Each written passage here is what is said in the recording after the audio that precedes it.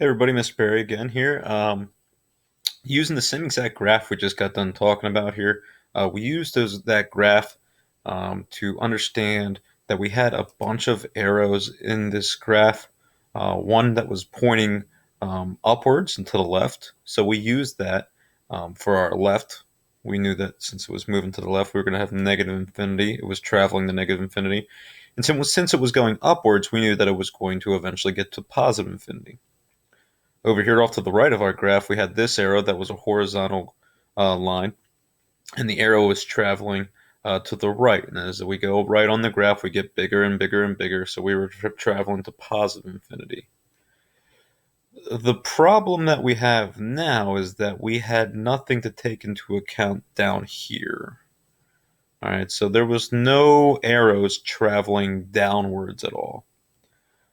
So we want to take some time here to talk about what happens when that's the case and how we're going to use that eventually. We want to just make sure that we pinpoint the lowest point on the graph here because there's no arrows traveling downwards. And since there's no arrows traveling downwards, what I would recommend here is just starting at the top of your graph and looking and seeing, can we find any points anywhere in the picture? So for instance, at 4, it's not really low. There's a lot of things going on down here. 3, we can see that there's things below that. 2, there's going to be things below that.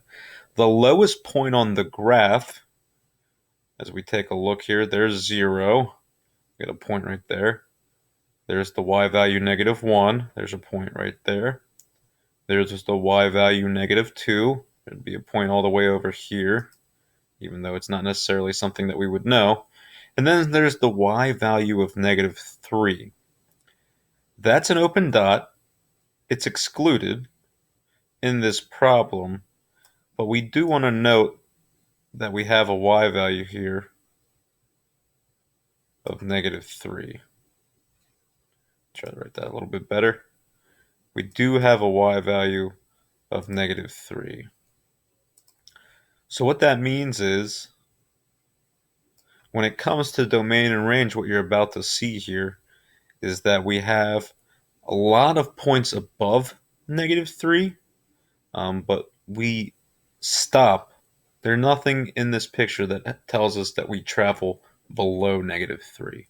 And we're going to use that to write our domain and range later on in the problem, specifically range, because we were looking at things that were going downwards, which is our y values on the graph.